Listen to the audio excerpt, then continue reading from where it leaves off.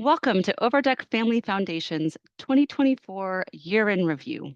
We're so excited to share the highlights from our foundation's 2024 grant-making report and to share all of our grant-making from this last year, as well as hear from 7 exceptional nonprofit leaders on how they unlocked innovation and growth in the past year. And we'll close out our time together with 15 minutes of Q&A. My name is Malipatil, and I lead the foundation in our mission to open doors for every child in the U.S. by measurably enhancing education, both inside and outside the classroom.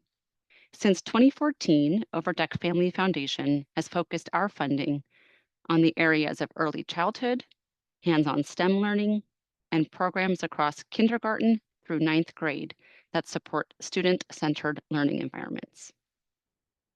As you may have seen, today marks the launch of our foundation's 2024 Grant-Making and Impact Report. This report, which you can find at the link in the chat, highlights how our grant-making and support helped our nonprofit partners develop cutting-edge prototypes and innovative practices, engage in research, and achieve growth in this last year. In my letter, I remark how turbulent the last few years have been and how struck I am by the resilience we witnessed across the education sector.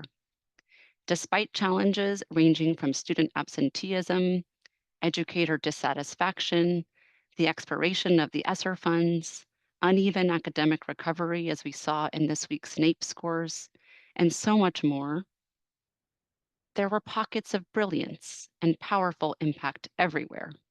All of this, and all of you, give me hope and reaffirm the importance of our work at this critical time.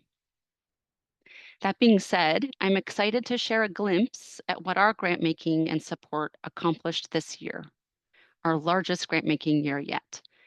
In total, we dispersed $63.5 million to 106 grantee partners, collectively reaching approximately 75 million students nationwide, many of whom received support from more than one of our grantees. As you can see, there's a lot to celebrate from this last year. We funded early-stage efforts to develop new prototypes to address critical teacher and student needs. We supported our grantees to strengthen their evidence through program evaluations and research studies, and supported a few of them to improve their ESSA tier, with 13 of them now meeting Tier 1 and Tier 2 standards. We helped grantees increase reach and earned revenue year over year. We supported grantees in strengthening key capabilities through our capacity building support. And we helped grantees attract over $67.8 million in private and public funding. In a year with a fast-changing landscape, I'm proud of our team's agility, and I'm inspired by our grantees who continue to work day in and day out to accelerate academic and socio-emotional outcomes for all children. Well, that's enough about us. I know we're all here to learn from our incredible panelists. So before we kick off our panel conversation, a few quick housekeeping items.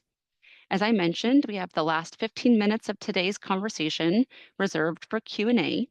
So please submit questions throughout the discussion and be sure to include a specific panelist if you've got one in mind, so I can direct the question to the right person. And lastly, we're recording today's session, and the link will be sent to all who registered.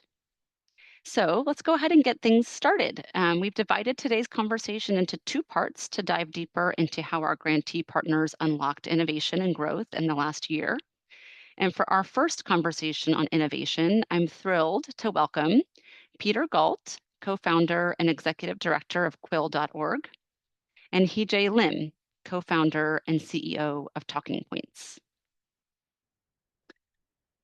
So let's see, there you are. Hey guys, nice to see you.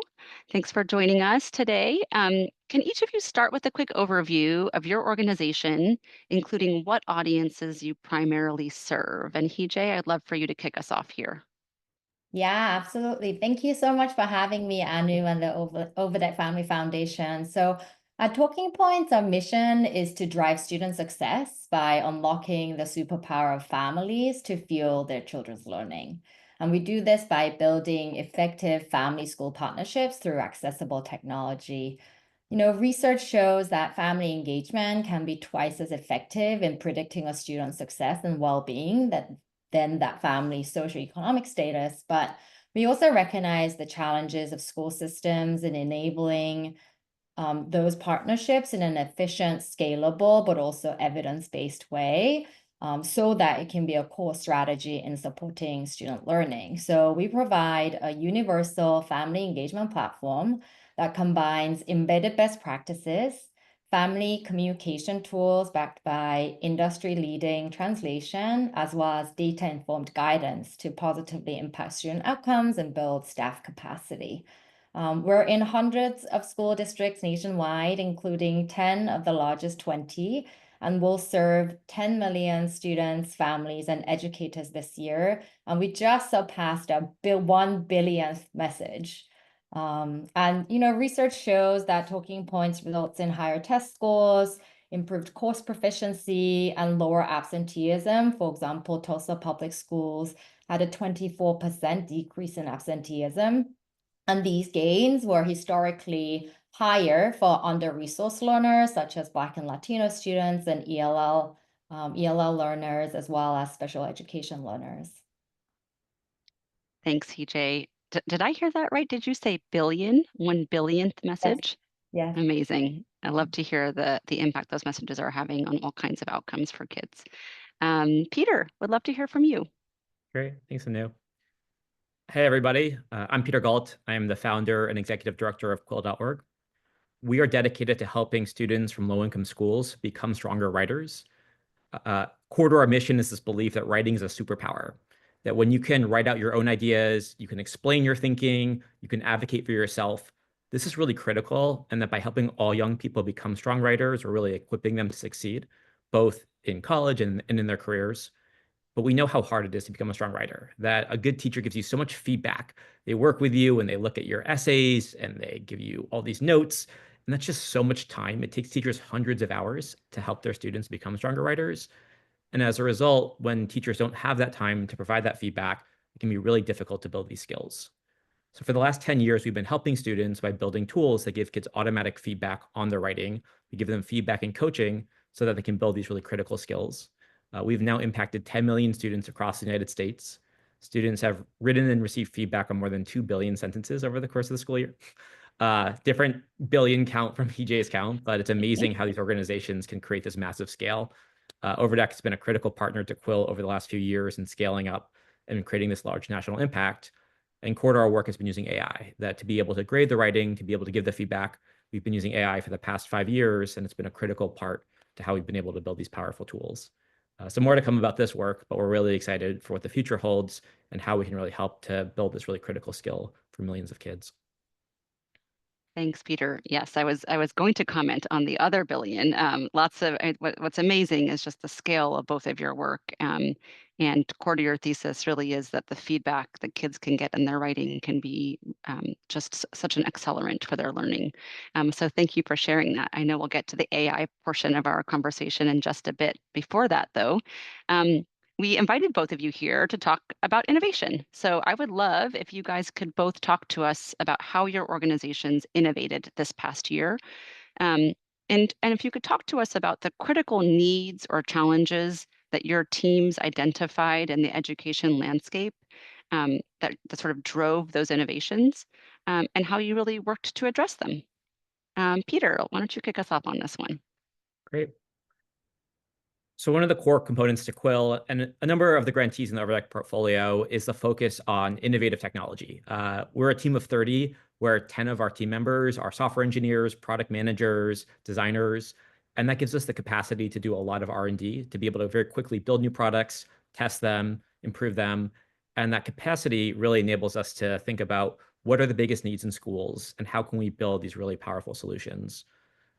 So core to that work has been over the last year, generative AI. It's been a huge shift. The game has completely changed. We've been using AI for the past 5 years, but the amount of change over the last year is greater than the previous 5 years combined.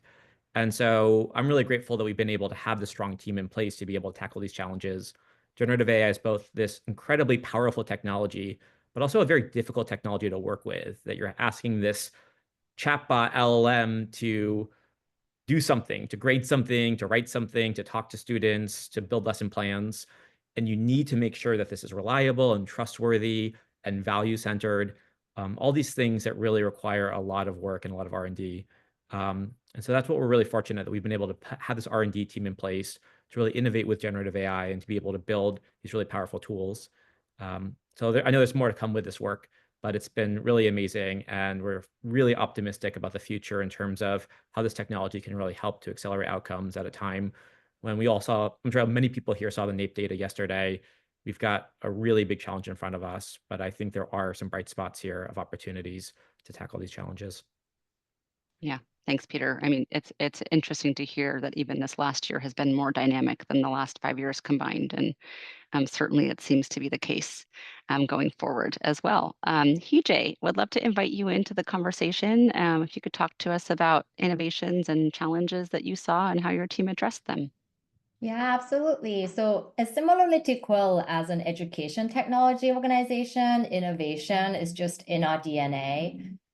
We've been using AI since 2018, before the frenzy of Gen AI. And fun fact, we were the first nonprofit to get a GPT-3 license a while before ChatGPT became public. And recognizing kind of the recent acceleration in the pace of technological innovation out in the market, we launched a formal R&D arm, and it's called the Solution Incubator about a year and a half ago, which is a cross-functional collaboration between our research, data, product, and engineering teams. And we kind of see it as an innovation hub, a place to rapidly design, test, pilot, prototype, and measure the effectiveness of kind of new technologies, features, and services.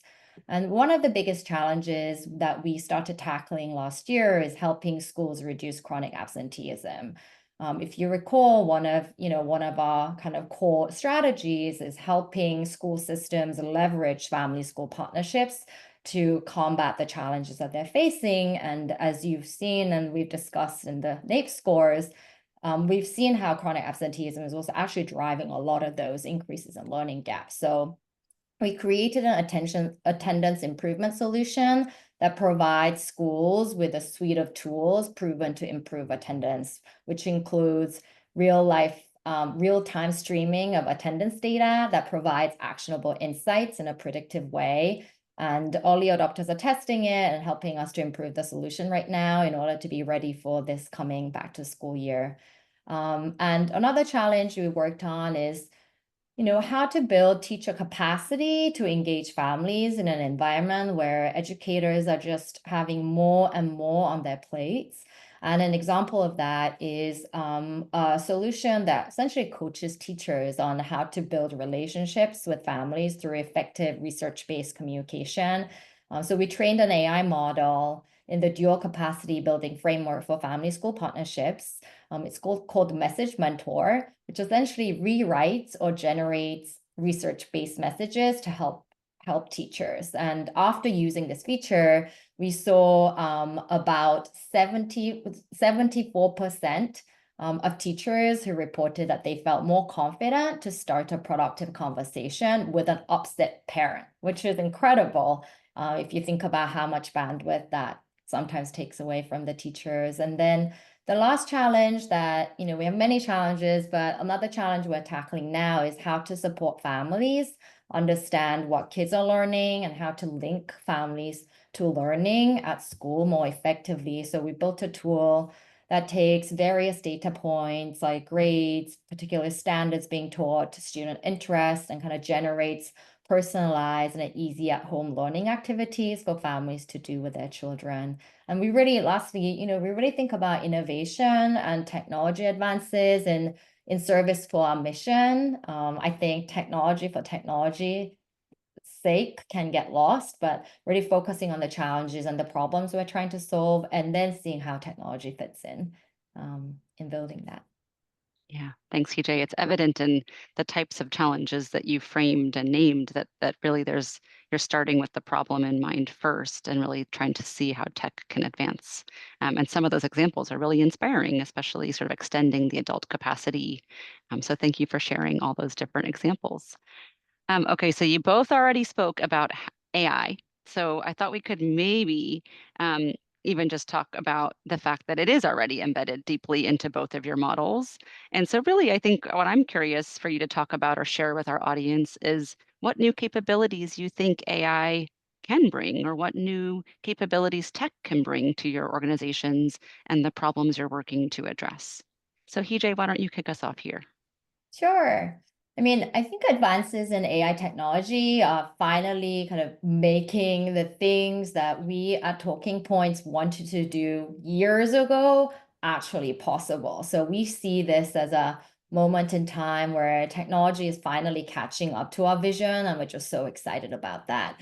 For example, we have new ways to build tools that serve educators, students, and families in impactful ways at volumes that's larger than ever before, but at the same time, facilitating personalized, culturally relevant engagement at scale and tailoring the support to kind of the unique needs of students and families. It means that we can meet students where they are, where they are at, and help parents from all backgrounds support their children's learning at home.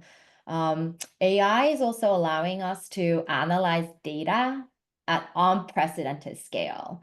What would have taken researchers, not specifically in the product development and what goes to market, but our research team would have taken a lifetime to do the kind of analysis that they are able to do with AI now.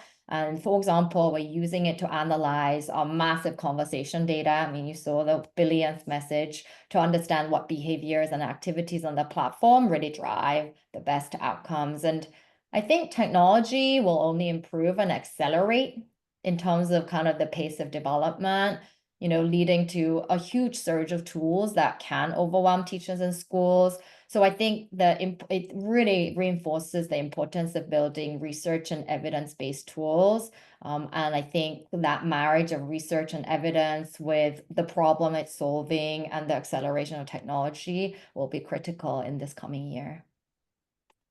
Yeah, thanks, CJ. That's a great example. Just even being able to analyze the data points that you have to be able to draw key insights to drive future changes and opportunities is really great. Peter, why don't you jump in? And if you could also just share with us too a little bit about the types of students that Quill serves. Absolutely. So with Quill, we serve students in grades 4 through 12. Middle school is a big focus of ours.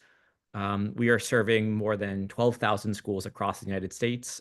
So all 50 states are active. And the core of our work is helping students build strong sentences. So when you look at writing instruction, students often go in elementary school to middle school from very basic writing to being asked to write an essay, for example. And this is a really big lift for students. It can be really hard to build these complex essays, to be able to explain your ideas, to be able to write sentences where you can take the complexity of a topic and explain it clearly. And students often just don't get a lot of at-bats, a lot of practice with very basic writing to be able to write sentences, to be able to write paragraphs. And so the core of Quill is how do we provide those basic practice activities to let you get feedback on hundreds of sentences and to be able to do things like write paragraphs in a way that sets up students for success when they're asked to do those more complex tasks. And so for us, the core challenge we faced is that to grade a single sentence can be incredibly difficult because writing is extremely varied. There are many different styles of writing. At the same time, how do you give feedback and coaching to that? We asked teachers, what would you say to this student for this piece of writing? And teachers have many different approaches. Some teachers love the tough love approach of really direct feedback on the writing, while other teachers prefer to provide guiding questions and really provide a more open-ended feedback. And so when it comes to this question of how do we provide feedback on billions of sentences, we need to build an AI system that really understands both all the different approaches that students are taking in their writing, and then all the different approaches to giving feedback on that. And so the core of this work happens through big data sets. We spend thousands of hours each year looking at hundreds of thousands of examples of real student writing. And our team of former educators spends a lot of time just writing out feedback. And so we build these big data sets, lots of writing, lots of feedback. We work with more than 300 teachers in the advisory council who are helping us with all this work. And by building all this data, we can then feed it into the AI. And we can say, hey, when you say this writing, this is an appropriate way to engage a student. And when you see this other piece, this is how to engage that student. And this is really cool superpower, that by doing all of this work, by spending thousands of hours in spreadsheets, we're really able to make the AI our own. We're able to customize it. We're able to inject our values of how we think writing should be assessed, as opposed to, say, just throwing something to ChatGPT and hoping that it does a good job on its own. And that's something that I'm really excited by, is that AI is very malleable. It's not just a static fixed thing, that you can feed lots and lots of data into AI in a way where you can really customize it. For us, for example, we're specifically focused on students in low-income Title I schools. And so understanding their needs, how they're writing, the appropriate feedback for them is absolutely essential to our mission. And so for us, that's the core of our innovation loop, has been building these data sets, feeding it into the AI, seeing how it's performing, doing that again and again and again and again. And by doing these cycles, we're able to get from something that kind of works on the first pass to something that's really amazing. Now, that takes time and energy and money. It's not something that you can do overnight. But when you stick with something and you do it over a series of years and you build a team around it, you really can make incredible impact. And then the scale of this work, right, that this can reach millions of kids immediately is just incredible. And so it really has a huge ROI. Yeah, that's great. I mean, I think the common theme that I hear between both of your work is that AI is really enabling a scope and a scale of the work that would be hard to do otherwise. And then secondly, that you just are running a constant innovation and learning cycle or R&D cycle in your work to continue doing better. So that's really inspiring to hear. We're going to do a quick speed round on this last question. As you both consider lots of new tech in your work and new innovations, just talk to us about how you navigate the balance between the risk that innovation brings and the potential to drive really meaningful outcomes for kids. So Peter, why don't you kick us off real quick, and then we'll pass it over to Heejae to close us out. Yeah, I think that there is huge opportunity if folks, again, spend that time to really think about how to make the AI their own, how to really build these data sets, how to really think about students and their needs to do a lot of research. That's a huge opportunity. At the same time, there's a real risk that we all need to be aware of for everyone on this call, that if we build AI poorly, if it doesn't help students, if it isn't responsive to their needs, this will become another failed technology. And so I think we really need to take this seriously. And if we get it right, it's going to be a game changer. But if we don't, we've seen in the past how not all ed tech is effective. And so it's really great that we're having this discourse now, and really excited about, over the course of this year, the conversations that are happening to help point us in the right direction. Thanks, Peter. Heejae, why don't you close us out on this? Yeah, I think plus one on all the things that Peter shared.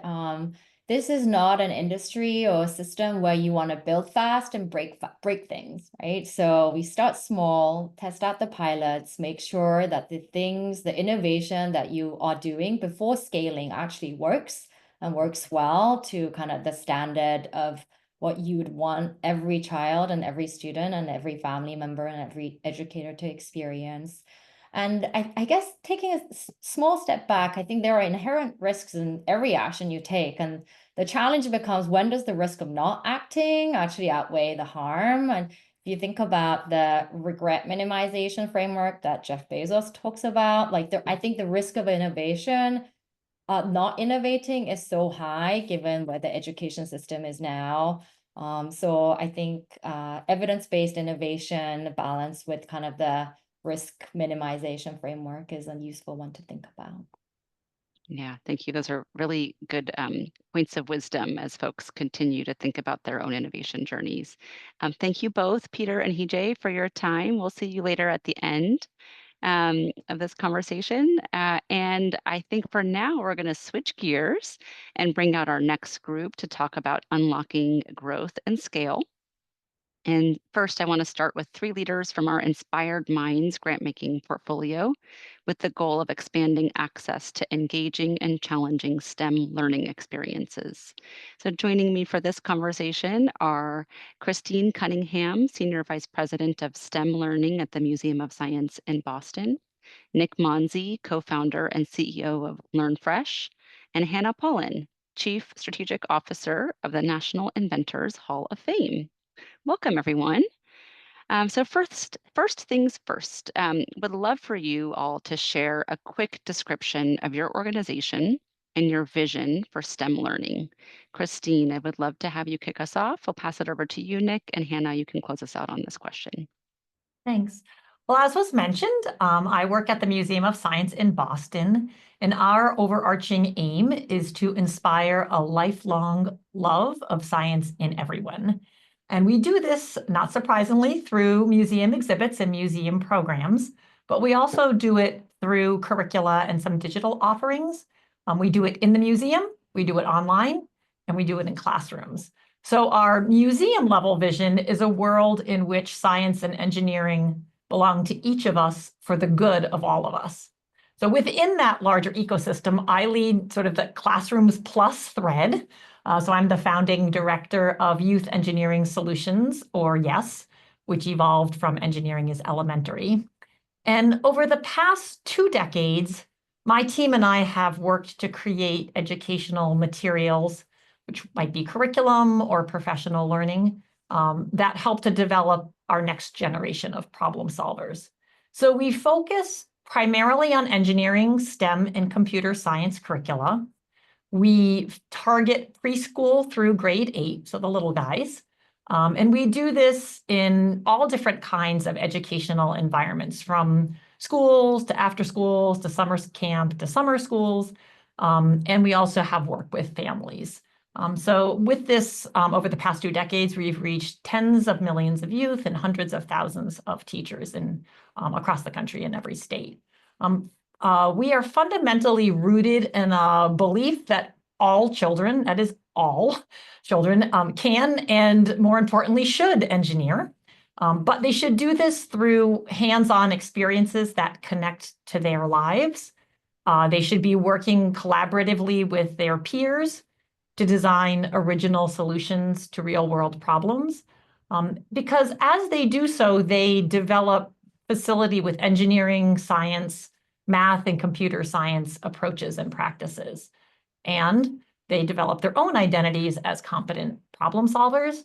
So we envision educational environments across the United States and around the world where kids contribute and flourish as they strengthen their own understandings, skills, and affiliation.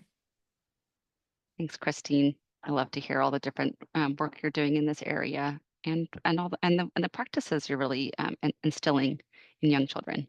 Nick, tell us Thanks, about Anu. LearnFresh. Absolutely appreciate you and everyone who's joining us today. So LearnFresh is a nonprofit focused on the intersection of STEM and social development and sports and entertainment. So as an organization, we use game-based learning that infuses the real identities of athletes and entertainers, player data into game-based environments that can live in school day classrooms, out of school time programs across elementary and middle school levels.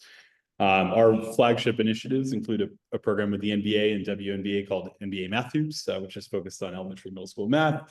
And in the past few years, we've launched initiatives with Major League Baseball Players Association and Major League Soccer to infuse their identities and brands and data into scalable programs for students and educators. Our work is currently operating across all 50 states in the US. We have at least pilot level programs internationally in locations including South Africa, Australia, France, Japan, and Colombia. And our programs have consistently shown growth in foundational math competencies. We're working actually with Overdeck right now on scaling up our research and evaluation practice, including through a randomized controlled trial, which is being run at Jackson Public Schools in Mississippi. That's great. Thanks, Nick. Hannah, I'd love to hear from you.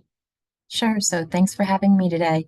The National Inventors Hall of Fame was actually founded in 1973 in partnership with the U.S. Patent and Trademark Office. And at that point, our mission was solely to recognize the men and women who had invented, who had a U.S. patent and had invented things that had really transformed the world for all of us. And what we saw quickly over the next few years was that those inductees really challenged us to say, how can we expand our mission here to really reach that next generation and make sure that we're inspiring them and building a robust pipeline for the future. So In 1990, we launched our very first program, which is called Camp Invention. It's a summer program for kids who are entering grades K to 6. And that program is hosted in schools, local schools across the country in partnership with local teachers who instruct the program. So since that time, that was 35 years ago, we have really worked to expand our education programs now to pre-K-12 and beyond. We have also programs for the collegiate students, but we're now in summer school programs, after school programs, and in-school programs. And last year reached about 406,000 teachers and students in, similar to Nick, all 50 states, DC, Puerto Rico, even a military base pilot in Germany. So that was fun to see how we could support some of those military families abroad through some easy access ways. And really, you know, as you talk about what our STEM vision is, for us, it's really focused on the importance of early exposure to kids and making sure that they see role models who look like them and who make them believe in themselves from a very young age. We know 4th grade is a critical cutoff, especially for girls. And we know when we see that really incorporating those hands-on activities with kids in a fun learning environment, even though they may be in a school, we're not looking for a right answer. We're looking to really provide them with a great way to look at problems in a different way and build their creativity and help shift their attitude about STEM over the long term, make sure that they really see themselves and identify as inventors and creators and great at problem solving, and that their parents and teachers see them that way too. A lot of kids aren't good in a traditional learning environment. And if we can help shift mindset of the children, the teachers, and the parents, then we know that those gains will really produce long term. Yeah, thank you. I hear the themes loud and clear across all three of you, that the vision of hands-on STEM learning, a real belief that every kid can be a STEM learner, and really the importance of working on STEM mindsets and beliefs and attitudes, as well as skills and competencies. So excited to keep digging in with you all. Okay, so all of you operate in the out-of-school time sector, and we know that these programs were key beneficiaries of federal stimulus dollars. But many organizations working in this space have also experienced staffing shortages and rising operational costs. And you all are here today because through these ups and downs, each of your organizations achieved exceptional growth in this last year. So would love to hear from each of you about what your organization's growth trajectory looked like and how you were able to tap into growth during such a turbulent year. So Nick, why don't you start us off here? For sure. So I think there are a few big themes, and I think they're all not necessarily applicable to the last year, but more the culture of the organization and how we think about the pursuit of growth. So one is really focused on geography. When we started the organization, a lot of our programs were initially implemented around professional sports markets. So we would work in Philadelphia or Cleveland or the Bay Area, where there was a sports presence that could help sustain kind of the community-based aspect of our work. I think over time, we found that there's a lot of value in expanding beyond that, both from a philanthropic and fundraising standpoint, but also from a delivery standpoint. And so we've reached the point as an organization where we're really focused on national distribution in the US. And then, as I alluded to in the opening comments, this focus on international growth. And I think we've found that the format of our work, we're really lucky that it resonates with kids in all parts of the world. And we've really seen that on the ground, experiencing that hands-on as we've visited different locations. And so we've embedded that into the kind of mindset and ethos of the organization, that we think we can be an organization that has a true global impact in this space. The second kind of culture that we have is the kind of constant pursuit of model variations. And so what I mean by that is, our flagship program initially was focused on the intersection of math and basketball.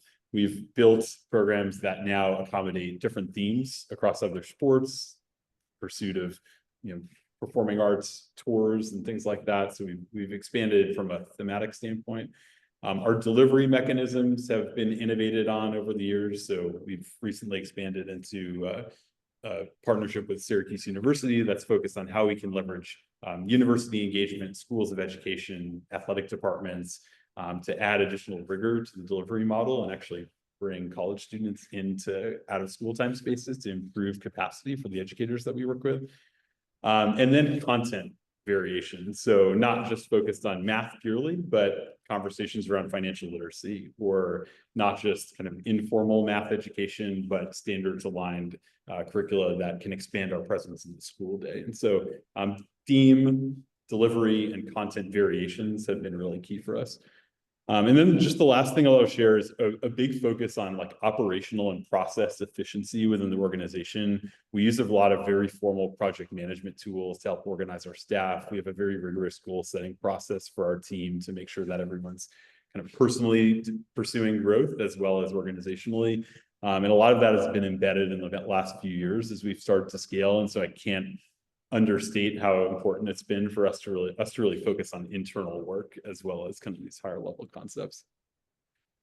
Yeah, I love hearing about sort of the multi-faceted approach to growth, which I think has really afforded a lot of opportunity to the organization.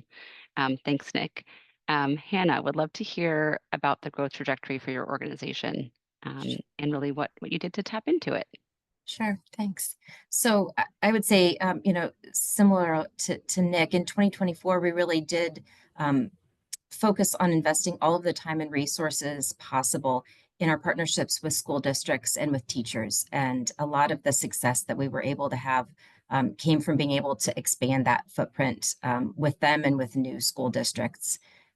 Really, at our core, we wanted to understand, we always want to understand what challenges they're facing, what they're experiencing, and then try to be as nimble as possible in terms of customizing programs that will meet exactly what they need. So if there's a school that wants to take, for example, a 1-week summer program and Camp Invention and run summer school in the morning so that they get the kids there for summer school, but give them something really fun in the afternoon and implement Camp Invention, that's a model that we support. And so really leaning into understanding all of the different unique needs. Every single school is different, every district is different. And so we've tried to focus on the resources and the data to be able to support that in programs, in the curriculum that we're developing, and all of the professional development that we give to teachers. So we've continued. What that looks like is that we've tried to continue to really evolve in ways like making our programs as easy as possible for teachers to implement, making sure that they have all of the materials that they need. We ship 2 pallets of materials for every single camp program so that they're not going out to Walmart the night before and trying to buy pencils or markers, any of those basics that we know, happen on a regular basis. We want to give them everything that they need to have a great experience. And to continue to also track their feedback. So what we hear from teachers is that they do transfer what they learn and their experiences from our education programs back into their classrooms, that they're feeling inspired by that instead of it being one more thing on their already heavy plate. And we want to make sure that we're doing as much as possible to be able to support that.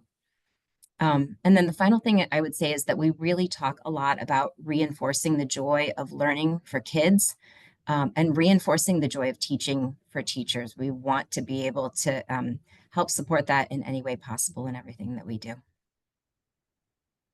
I love that. That mix of joy and rigor is something that I know can really inspire both students and teachers. And I heard themes around flexibility and feedback and really focus on user experience, and all of those things seem really relevant and resonant. So thank you, Hannah.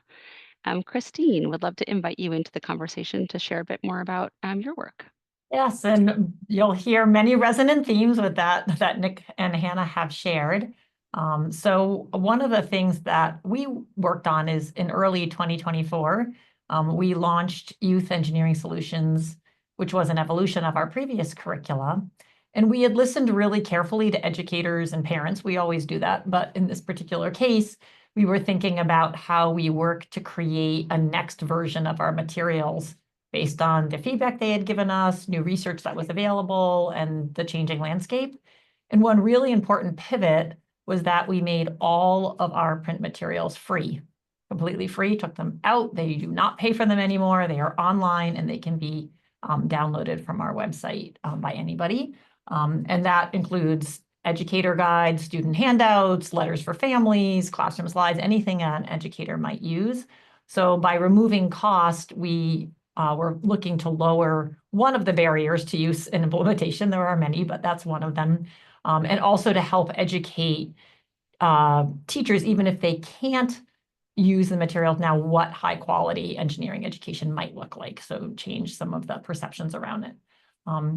Similar to the other two folks, we sought to expand the reach and the relevance of what we were doing. So we expanded some of the educational environments that we were trying to connect to, from school to after school to summer school. We expanded the breadth of the disciplines that we are trying to work with. So not only engineering, but also there's increasing numbers of STEM classes, computer science, and family learning. I'm really thinking about engineering as an ecosystem where there are many ways and places to do it, and how do we help reach students, teachers, and families where they are. We translated all of our curriculum materials into Spanish, and for our family-facing product, the entire website also has a Spanish offering to try to make that more inviting to folks.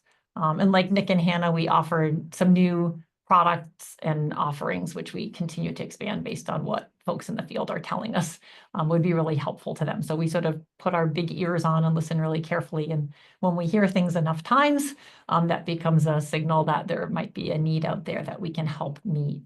And then I'd say finally, we really are working to try to share the products and support people, particularly educators, as they think about taking the leap into introducing a new discipline or topic. So we are working on developing a suite of resources for educators that will be free on our website. So for instance, next month, we'll have an entire library of little classroom video snippets that show what it looks like when youth are engaging in engineering practices and the kinds of moves that teachers are doing to support those. We'll have student samples of student work. So the things that teachers are saying, it'd be really helpful if to help them build their competence and capacity. And then finally, like Hannah, it all comes down to making things that are engaging, fun, different, and motivating. So we hear from educators that the students ask if they're doing engineering the next day. They clap when they hear they're going to be doing it, particularly with all that swirling about. I think those moments of fun and motivation that make kids work with each other in ways that might be different from what they can do individually or just on a computer are really things that can drive youth interest and attendance and, ultimately learning. And I love to hear it. As a former STEM educator myself, it really brings a smile to my face to hear the work that all three of you are doing to really motivate and inspire young kids to pursue STEM. Okay, so we're going to shift gears just a little bit to talk about 2025 and beyond. In a time when we know ESSER funds will have expired. And what we know is probably a tightened fiscal climate and potentially even further tightening in the coming years, which we know a lot of these public funds do contribute to your earned revenue. So kind of curious if you could talk to us about how you're preparing to navigate this time and ensure the sustainability of your organizations despite these sort of headwinds. And also if you could share a little bit more about how you think about sales or partnership strategies to really accommodate these shifts. Hannah, why don't you start us off on this one? Sure. So obviously, just like everyone else, we really started to realize the loss of ESSER in 2024. So this year was kind of a turning point for us as we prepared for the next couple of years and started to, develop ways to continue to evolve our strategy so that our programming does continue to reach all children and, be able to be successful in the future.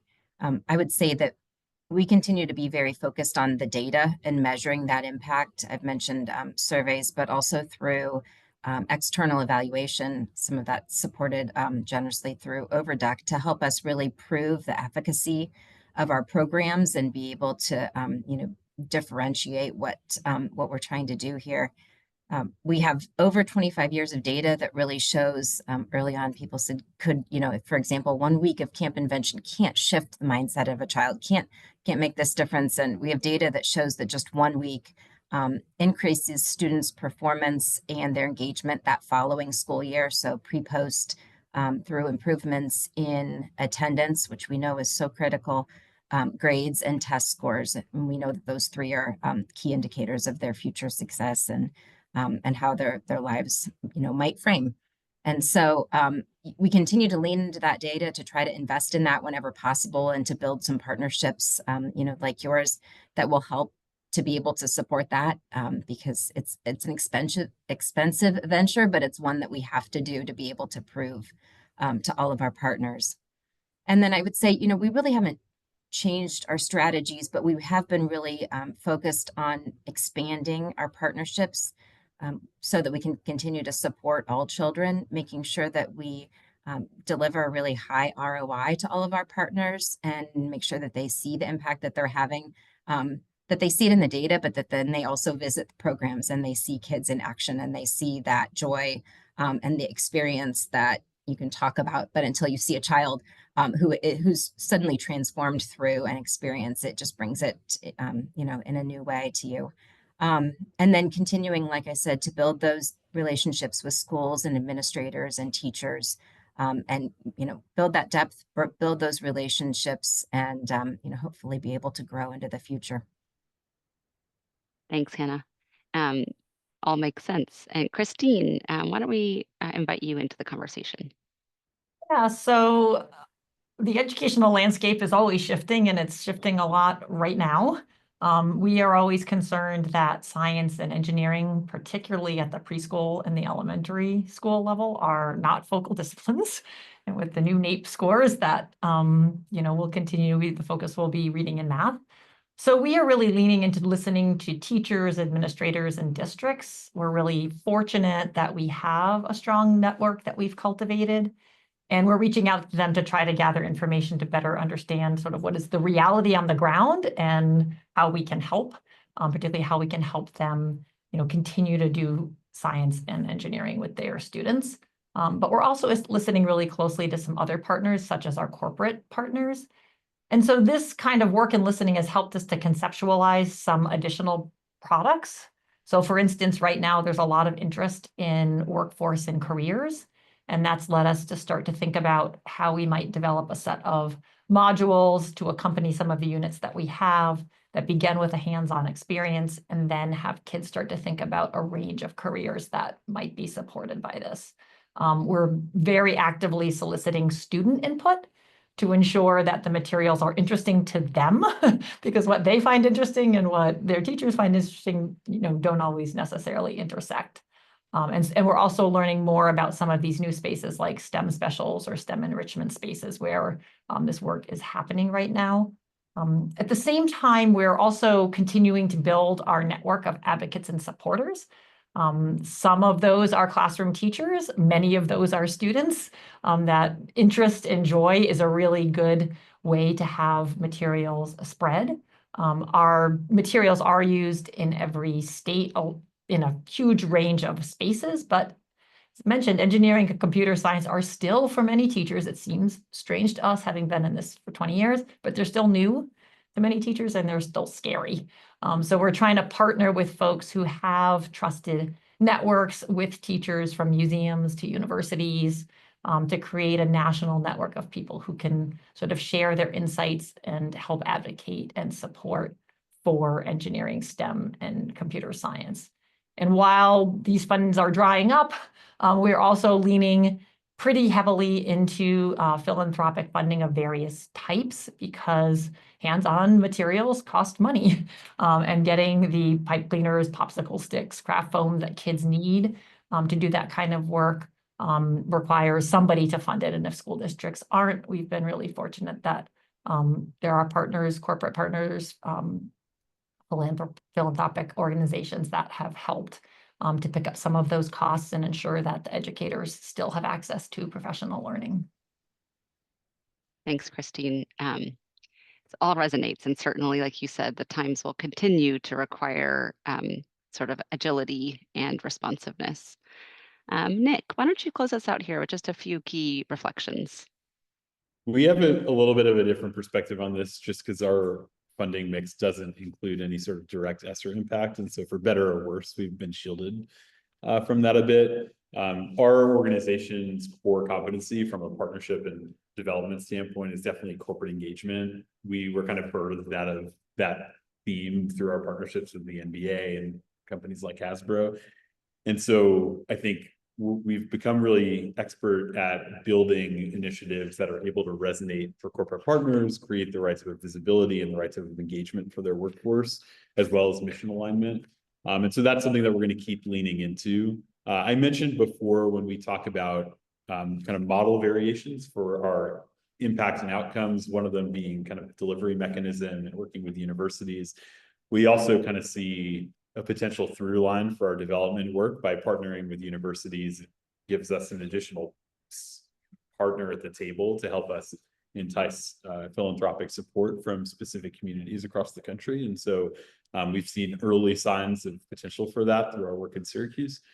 And then lastly, just to kind of highlight a challenge, I think one of the things that we've identified over the last year or two is that a lot of our revenue is really tied up in operational work. Like there is some sort of specific outcome that is required for all of the money that we're generating. And therefore we have, at least for our organization, a fairly low amount of like, we love your mission money that is just like, here, you know, we love what you're doing, keep growing the organization. And so we are actively working to initiate and build a pipeline of major gift donors. We really have not had, aside from a few family foundations, a large percentage of our budget covered through major gifts and kind of individual donors. And so that's an area of growth and opportunity for us moving forward that we're, you know, excited to invest in. Thanks, Nick. Yeah, it sounds like a lot of variety and strategy is really the key to how you're thinking about sustainability in the future. I want to appreciate all three of you for really thoughtful reflections and just a really fun conversation. And I would like to conclude this part of the conversation and welcome two more panelists who lead organizations that saw impressive growth in this last year. So I am now pleased to introduce Katherine Bassett, the CEO of the New Jersey Tutoring Corps, and Michelle Brown, the founder and CEO of CommonLit. Welcome you both. Nice to see you. So this week's NAEP scores continue to point to the importance of academic recovery in math and ELA, given that most 4th and 8th graders in 2024 still performed below pre-pandemic levels. To start us off, can each of you share a quick overview of your organization, including how you aim to improve students' reading and math skills? Michelle, would love to start with you. Absolutely. It's good to be here. So CommonLit is a nonprofit organization dedicated to advancing children's literacy, and specifically in underserved schools. And by children, we're specifically focused on students in grades 3 through 12. So picking up in that trajectory where, you know, there's a lot about students reading by grade 3, which is critically important for kids to get those foundational school skills. But the reality today, as we see in the NAEP scores, is that so many children get to grade 3 without those skills. And then they get pushed through, you know, throughout 12th grade behind and behind and behind as the rigor of academics and ELA, English language arts, like goes up and up and up. So that is why we are serving there. And the way we define literacy is English language arts as the domain. So we're thinking about not just reading, but reading connected to writing, because success begets success with those two, and also speaking and listening as well, all three of those together. And so you can see how these skills are just like core and foundational, not just, you know, core and foundational to all learning in general, and functioning. So that is our focus. Today, CommonLit is actually best known for operating a free reading program online at commonlit.org. And just to give y'all a sense of the scope of this, over the last 10 years horizon, we've registered over 33 million students to the platform and over 1 million teachers to the platform. So we've had just like enormous scale and growth of our work. And just to kind of back up, the way we see the problem, because so many organizations, have had the exact same mission, working on this intractable problem that we see of, stagnating and now lowering reading scores. Let me just kind of lay out how we think about the challenge and then how we're addressing that through our program. So our thesis is basically, it's a teacher thesis, and it's a thesis about teachers being and their instructional practice really being like the key lever to enabling students like within that English language arts block. And so we want to empower teachers so that their work feels ELA teachers to be effective, fun, and routine. That's the kind of classroom that we are trying to enable. And so the way we do this is actually by providing core curricular materials to students. So high quality instructional materials, which are grade level aligned and grade appropriate. And that helps ensure that students from all backgrounds get access to like rigorous materials, which we see as like one of the key hurdles that we're trying to overcome. And so today, from our research, across US schools, we see that about 50%, as high as 50% of secondary schools have not adopted high quality instructional materials. And so what that looks like for those teachers is that they are creating and making those materials. And the effect for students in those schools is a really incoherent experience. And even from grade to grade, what that could look like is that 7th grade isn't actually harder than 6th grade. Or like when you go to 8th grade, you might actually be reading the same book that you read in 4th grade. And so in our work and our research, we see this all over. So now our core program and our approach that we see that's gotten recent tier 2 level evidence that's showing an enormous, we're so excited about, is actually helping schools adopt, it's called our core program, 360, and it's helping schools adopt high quality instructional materials. And so that program has 3 parts, the curriculum itself, the aligned assessments, and curriculum-based professional learning. And then we also have recently added implementation support as well. So this is like, to our understanding or what we've learned of how programs so often die on the table at implementation in the early phases. And we see this pan out particularly in like larger districts or with leaders that are trying to make change and leverage a program across like many schools. So that's been our focus. And so far, in the last academic year, we got ESSA Tier 2 level evidence and also saw that from beginning of year to end of year, we helped to move 1 in 4 students that were at the far below reading proficiency level, not just catch them up, but accelerate them to beyond proficiency. So we did that for 1 in 4 students that were at that level. So I'm excited to be here. Yeah, that's wonderful. Thanks, Michelle. And it's no surprise that the combination of curriculum assessment and PL really can drive progress for students. So thank you for sharing all that great work. Katherine, would love to hear from you about the tutoring core. Of course, thank you so much for having us. I have to say that I feel like we are the baby program here. We are 2 years old as a nonprofit this past November 4th. We were founded by First Lady of New Jersey, Tammy Murphy, the Overdeck Family Foundation, and the New Jersey Pandemic Relief Fund, originally to focus on building scholars. We refer to our students as scholars, math skills. But we very quickly pointed out that in today's world, if you can't read, you can't do math. And so we needed to focus on both math and literacy. So we work in person, tutoring children, scholars in grades kindergarten to 8. And we are just starting to look at working with 9th graders who are underperforming. So they're performing at the 6th, 7th, or 8th grade level as well. In regard to NAEP, if you think about where 4th graders reported out in yesterday's results were during the pandemic, they were in kindergarten. What happens in kindergarten, 1st grade, and 2nd grade? You're building your foundational skills in math and literacy.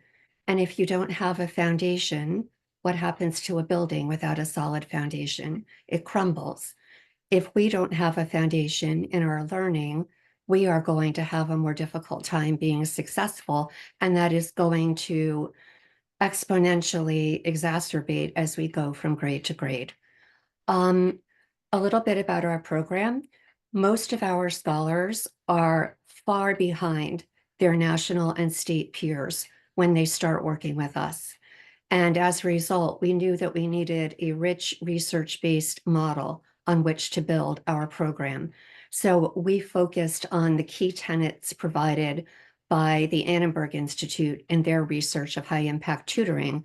And those 4 tenets are frequency, so tutoring 2 to 3 times a week, duration, tutoring occurring in 30 to 60-minute blocks of time, not 20 minutes or 15 minutes, consistency, the same tutors working with the same scholars throughout a cycle, school year or summer, and then ratio, so tutor to scholar ratio of 1-to-1 up to 1-to-3, 1-to-4 if we absolutely have to, but we prefer to stay at that 1-to-1 up to 1-to-3.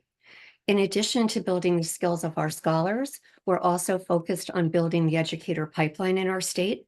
And I'm very proud to say that we were just recognized by the U.S. Department of Labor as their first approved apprenticeship pathway for tutors. So there is now a tutor apprenticeship pathway, and we are the first program in the country to be approved. And I'm very, very proud of that. We see tremendous growth in our tutors, be they pre-service, in-service, retired, or thinking about becoming a teacher, just as we see growth in our scholars. We focus not only on our scholars' academic growth, but also on their social emotional growth. I know that it's been said several times already, but learning and teaching should be a joy-filled and engaging experience. It must be if it's going to be successful. And working in small groups, relationships are key. So our tutors can build those strong relationships with their scholars. We can build strong relationships with our partners. And it is a very relational activity, and that is why it is successful. We do use a very rigorous state-aligned curriculum. We have 3 on-site staff roles: tutor, who works directly with scholars; instructional coach, who observes, coaches, and provides feedback to tutors; and site coordinators, who are responsible for being the point of contact on the ground with our partners, and also for providing all logistical everything: people, materials, technology, making sure that it's all there and it's all working well. We have 3 program models embedded during the school day. 87% of our district partners are using that model, as well as after school and summer. And I am very proud of these data points, even though they're not billions, Anu, and they are not, well, one of them is millions, but they are definitely not billions. We have provided over 30,000 tutoring sessions in our 2-year nonprofit experience, 3.1 million tutoring minutes. So I did get the million in there. Our results for the 23-24 school year, again, very proud of our scholars. We started with our scholars on grade level. 4% of our scholars were on grade level in math. You heard me right, 4%. At the end of that cycle, 26% were on grade level in math. Our scholars started 12% of our scholars grade level proficient in literacy, and we ended with 30% grade level proficient in literacy. And I'll stop there. I know that we're short on time. That's great, Katherine. And the numbers that you cited are impressive on their own, and technology can certainly create different opportunities for scale. Nothing can substitute the human touch. So thank you for that, Katherine. Both of you spoke about your organization's growth and how you expanded in your partnerships into schools and to districts. So we just love to learn a little bit more about your growth trajectories and some of the key factors that drove that growth. Michelle, would love for you to start on this one, and then Katherine, I'll have you close us out. Sure, absolutely. So just to give you a sense of the scale of the program, so that I mentioned, so today about 2,800 schools are leveraging that core program. So we're starting to see that we're really kind of emerging and making a dent like at the market level to emerge as like an ELA instructional materials provider. Over the next 3-year horizon, we're on track to double that growth. And so that is requiring just like the full force of our organization to move into that new market. In terms of what drove the growth and what's driving it now, there are a couple of kind of national trends that we see that we're tapping into. First is that we're noticing that buyers are really demanding evidence. And so we've really been focused on proving our evidence. They're getting a lot smarter in the buying process. It's a trend that, as a program evaluator background, like I love to see it. It's definitely panning out in our sales and in our conversion rates as well. And then we also got a couple of, in addition to that efficacy, an Ed Reports green review. So going through that process has been enormously impactful for our organization. Now we're getting adopted on different state lists. So that's starting to build momentum and sort of position us as like a viable option against some of the like big legacy kind of textbook incumbents that have dominated for so many decades. And then last is just we got really organized and with our go-to-market operations. So like sales, marketing, we've really gotten smart with sort of how we track, how we generate leads, how we do campaigns. And that's also going to be a core focus. That's great, Michelle. Thanks. Sometimes good operations can grease the wheels, but of course, things like Ed Reports can open up lots of new possibilities too. So love to hear that. Katherine, talk to us a little bit about some of the state factors at play in your growth. Sure. So New Jersey in the 2023-24 school year, our governor and Department of Education worked together to find a pool of money, a very large pool of money, and they were able to release an NGO, a Notice of Grant Opportunity, to our districts to apply for funding for high impact tutoring. That funding was taken up by about half the districts in our state, and we were unexpectedly growing from 19 locations, pardon me, in 22-23 to 81 locations in 23-24 as a result of this funding. The funding made a phenomenal difference, and school districts, principals, superintendents, teachers are now realizing the impact that high impact tutoring can make. And as a result, they are now searching for funding, and we are searching with them. So our growth trajectory is to continue to work with those district partners. We have gotten more partners through word of mouth. The work that we do has been extremely successful, and one district talks to another. Who are you using? Talk to these people. And that has been a really significant growth mechanism for us. At the same time, we co-design our programs with our partners. Everyone thinks that New Jersey is this teeny tiny little state. It's not. And we have tremendous diversity, not just in terms of race and ethnicity, but geographic diversity, school size diversity. We work with one district that has one school. The superintendent is the principal and the curriculum director. We work with another district that has 17 elementary schools. One of our largest partners, we just did our midterm data review for our partners who've been working with us since the beginning of the school year. And that midterm data review showed that in math, 80% of the scholars with which we worked have achieved their typical school year growth in 11 weeks. So what would typically be expected in a school year, they did in 11 weeks.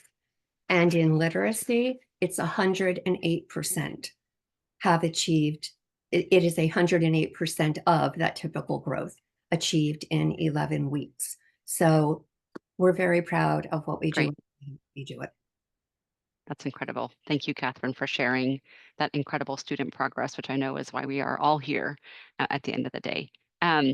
Okay, so we are running a little short on time. So I want to appreciate you both, Michelle and Catherine, for sharing some of your reflections with us. And at this time, I'd love to welcome back all of our other panelists as well to answer a few Q&A from our audience. We have one question that I'd love to start off with, which is, let's see here.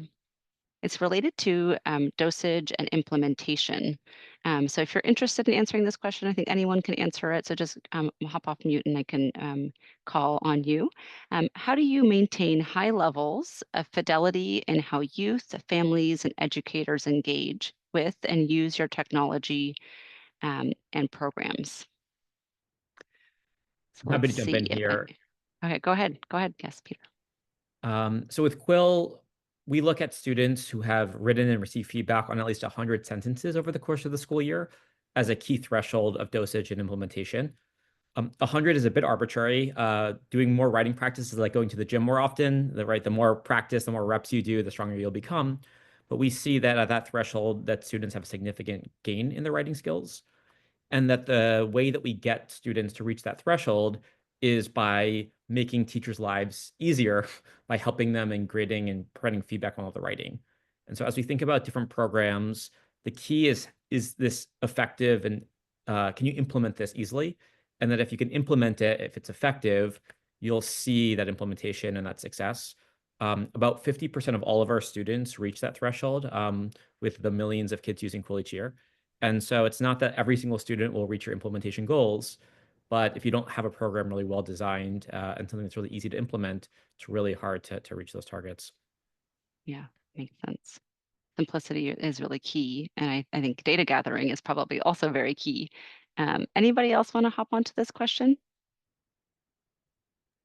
I can jump in. Yeah. I think in addition to the quantity of interactions between families and schools that we measure, we haven't solved the question yet, but we've been trying really hard to research what does a quality relationship building measurement look like, and how do we fold that into measuring fidelity, not just of implementation, but effectiveness and dosage of the program. So we're really trying to push the boundary of what dosage is for us. And as I mentioned before, that's where a lot of the AI-driven research can be really effective in speeding, measuring that up. So definitely measuring and research, but I think there's creative ways of measuring what dosage looks like as well. Yeah, thanks, I Heejae. could jump in and build off of that. So Sure. we collect feedback from every constituency in our program. Our scholars provide us with feedback through what I call pulse checks after every tutoring session. They provide us with feedback at end of cycle surveys that go a lot more in depth, as do our partners, our tutors, our coaches, our site coordinators, and our internal staff. And I think that collecting that feedback, being able to make sense of it, measure it, report it. So we externally evaluate every cycle, quantitatively and qualitatively. And I think that collecting that feedback and analyzing it and using it to grow is really essential. That's great, Catherine. Yeah, the short cycle feedback is just so critical for implementation. Thank you for that. Okay, so I'm gonna have one more question in the Q&A, and this is for our STEM panelists here. So much of your work revolves around youth and educator engagement. What are some important themes that you all or we should be paying attention to around engagement for the future of teaching and learning? Thought I would throw an easy one at you. So some of the things that we hear both from educators and from the youth is they want to see the connection to their lives or their communities. So why does this matter to me? And finding that initial point, and then we can work on expanding beyond that to expand horizons further. And the other thing that we're starting to hear especially with students who are middle-aged, middle school students, is they like to have some choice in what they're doing, even the small pieces of choice. So keep it short and Yeah. stop there. That's great. Yeah, relevant and choice. That's great.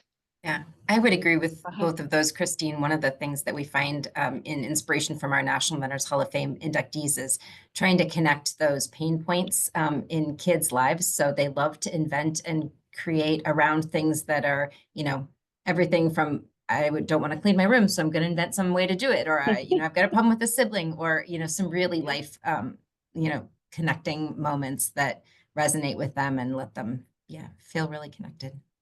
Yeah, that sounds great. Thanks, Hannah.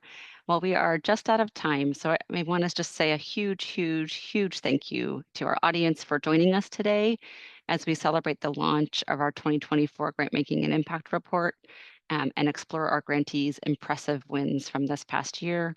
And of course, a huge thank you to our incredible panelists. I know I learned a lot from this conversation today, and I hope that you all did too. And I feel incredibly motivated and inspired, as I always do when I talk to incredible grantees like you. So thank you. If you have any questions for our panelists or would like to connect with them, their contact information is posted here on this slide. It'll also be shared in an email for those of you who registered along with today's recording. And so with that, we'll conclude today's webinar. I'm just wishing you all a great rest of your week and a huge thank you to all of you once again. Take care. Thanks, everybody.